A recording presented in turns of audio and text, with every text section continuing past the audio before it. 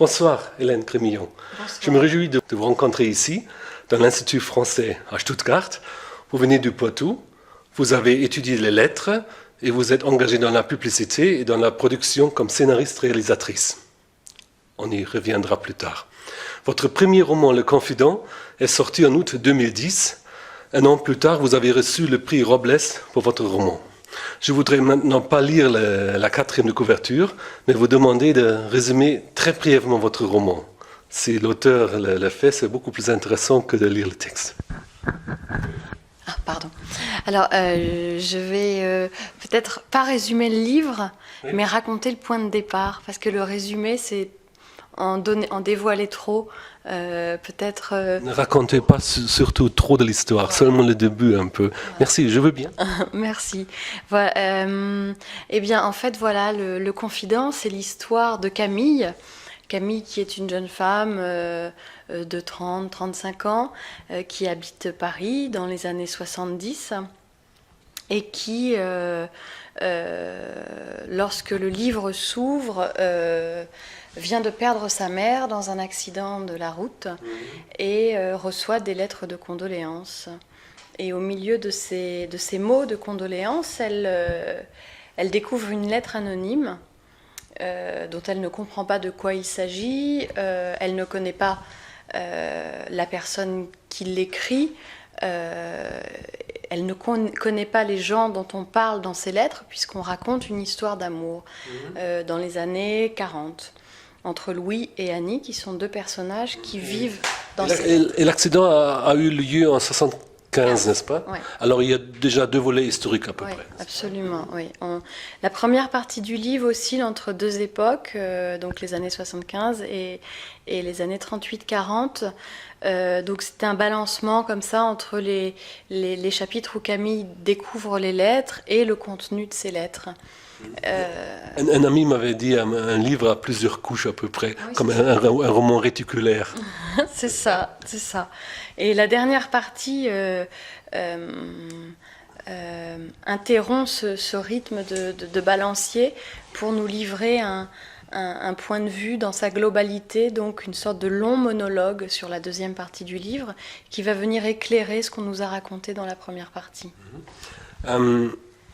Ces lettres font donc le début de votre roman, et il y a lui, le narrateur, et la deuxième partie, comme vous l'avez dit, nous plonge dans la période de la Seconde Guerre mondiale. Oui. Pourquoi vous avez choisi cette époque-là? J'ai choisi cette époque dans un second temps. J'ai d'abord cherché mon histoire, et ensuite je savais que je désirais inscrire la fiction du Confident dans une époque historique réelle, par goût ou par envie que le lecteur puisse à la fois dans ce livre et s'évader de par l'histoire et apprendre un petit peu différentes choses sur cette période. Et j'ai voulu traiter un sujet qui est la maternité, entre autres. Et à cette époque-là, il s'avère, si on lit le livre, qu'on découvre que la maternité était vécue d'une manière bien particulière. Et ça m'a donné l'idée d'inscrire l'histoire du Confident, qui va bien sûr au-delà de cette histoire de maternité, dans le contexte de la Seconde Guerre mondiale. Quand vous parlez de la maternité, il faut peut-être quand même révéler ce personnage d'Annie, qui a été introduite chez un couple parisien qui habite près chez elle, près d'elle. Et qu'est-ce qu'elle fait pour elle? En fait, voilà le point de départ de l'histoire. Effectivement, on le découvre dans les premières pages, donc on peut dévoiler celui-ci, oui, pas les autres. Pas les autres. Voilà, Annie. Ne disons pas tout. Annie et Madame M, donc Annie a 15 ans, Madame M 25, et deviennent très très amies. Et de cette relation d'amitié va naître un projet un peu diabolique, puisque Madame M est stérile et que lorsque Annie l'apprend, dans un élan de générosité, d'amitié, de naïveté, enfin dans un élan qu'on peut qualifier de nombreuses manières, elle lui dit qu'elle va faire un enfant pour elle. Et de là va résulter une histoire, comme elle le dit elle-même dans le livre, comment ai-je pu croire que les choses pouvait être aussi simple.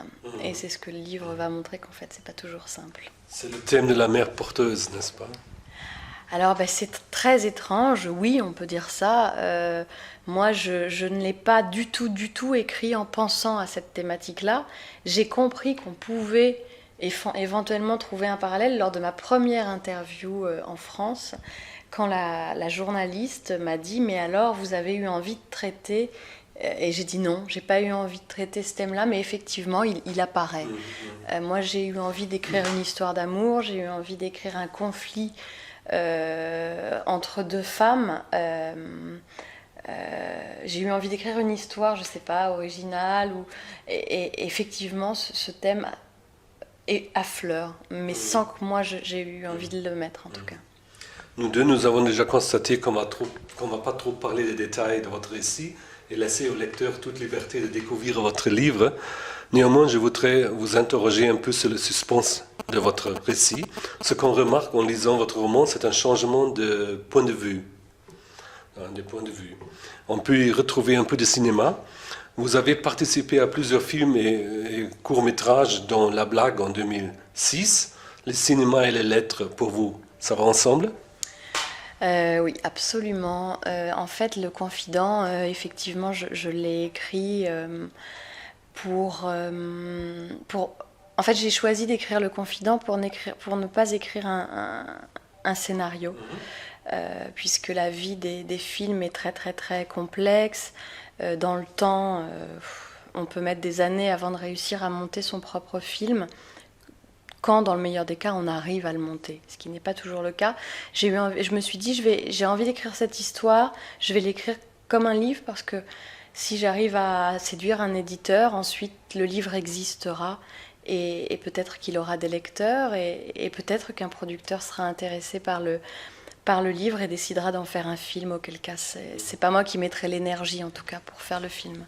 Vous avez un peu pensé au scénario en écrivant le livre, par exemple, ces différents points de vue? Je sais que j'ai eu envie d'écrire cette histoire, mais comme depuis le début, de toute façon, j'ai des images dans ma tête, j'ai décrit des images, donc ça donne certainement l'idée du film. Mais à un moment donné, le projet du livre l'a emporté. J'ai pas toujours cherché à faire...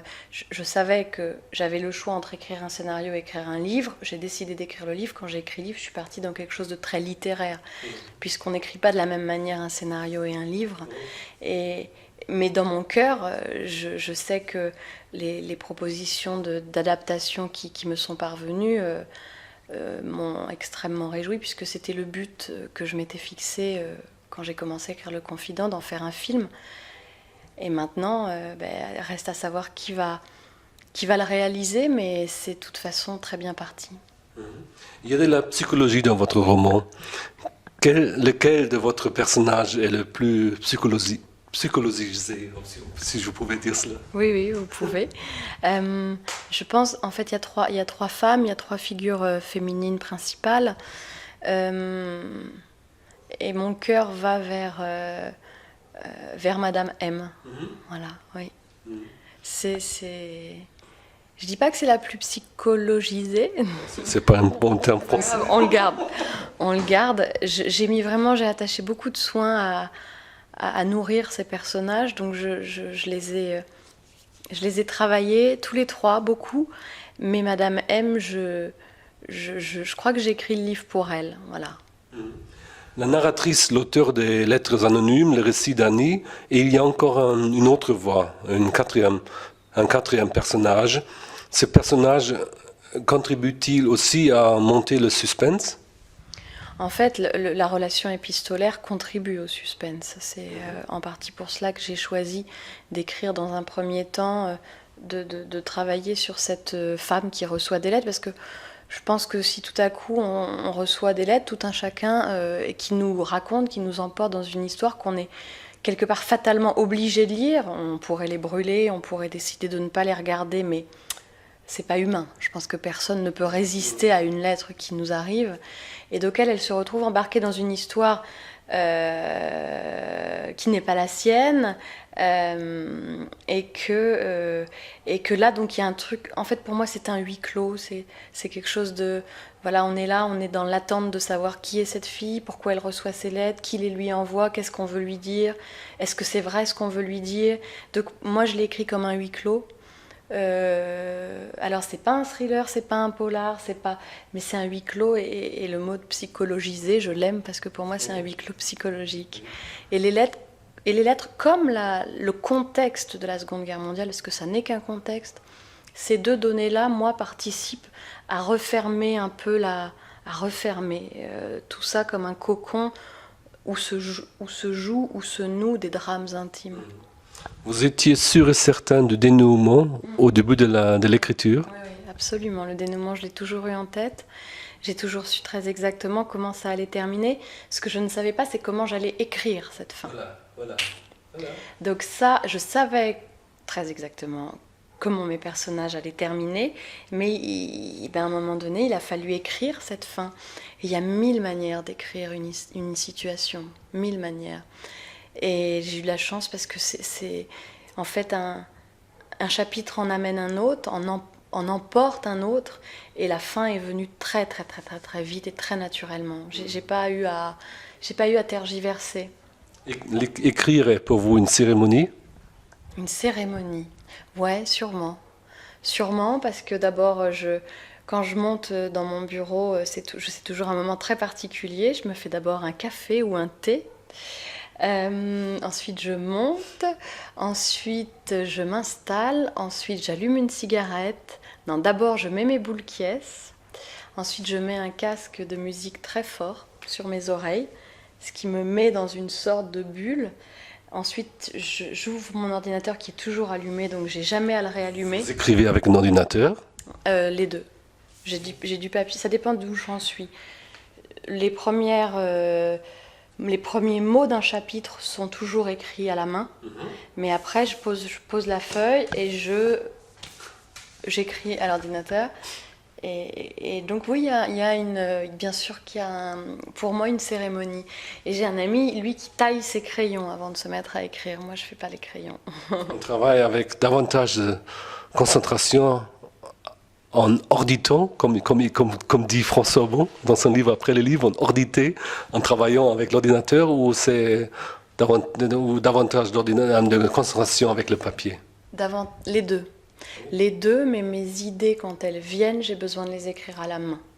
Je fais jamais une première version manuelle. Et une fois que je l'ai écrit à la main, d'abord j'essaie de ne pas je ne corrige pas. À ce moment-là, j'écris. Et ensuite, je corrige sur l'ordinateur. Mais mes corrections, je les mets toujours entre parenthèses, car j'ai remarqué qu'elles ne restent jamais. Donc en fait, j'intellectualise, donc bien sûr, j'ai envie de changer. Mais dans 10 jours, quand je relis le passage, souvent, à 80% des fois, ce que j'avais entre parenthèses, je l'enlève et je garde ce que j'avais écrit en première fois. Ouais. Vous avez certainement vu en allemand, votre livre s'appelle Das geheime Prinzip der Liebe chez Hoffmann und Campe cette année. Et ce qu'on pourrait traduire avec le principe secret de l'amour. En français, votre titre c'est Le Confident. Lequel de ces deux titres vous plaît le mieux? En fait, j'aime les deux. Et je ne le dis pas pour être gentille ou pour ne pas être méchante avec mon éditeur allemand que par ailleurs j'apprécie énormément, qui a fait un travail magnifique sur le livre. Mais en fait, le confident en allemand, ça donne un mot très guttural, je crois. C'est quoi en allemand le confident? Der Vertraute eigentlich, nicht? Voilà. Et je crois qu'il y avait déjà un film qui s'appelait comme ça. C'est possible, oui, voilà. c'est possible. Quand les éditeurs ont toujours du mal avec les traductions, quand le mot existe déjà. Voilà, et donc il y a eu comme ça la problématique de l'identification. Et ensuite, ils ont choisi leur titre. Il est large, il est vaste, mais le confident était plus précis. Mais ce titre est peut-être plus poétique, je ne sais pas. Mais en tout cas, je leur fais confiance. Merci. Qui devrait lire votre livre? Ah, qui devrait lire mon livre? Peut-être, pour moi, je l'ai écrit en tout cas avec la volonté de divertir.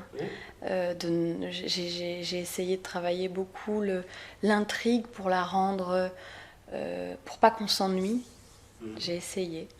Donc, je sais pas, quelqu'un qui a envie de se divertir, de pas s'ennuyer, et quelqu'un qui a le droit d'arrêter le livre s'il l'aime pas. Voilà. Donc à tout le monde en fait. Mais quand on n'aime pas, on arrête et puis on passe à un autre. C'est la grande liberté du lecteur que je m'octroie d'ailleurs moi-même.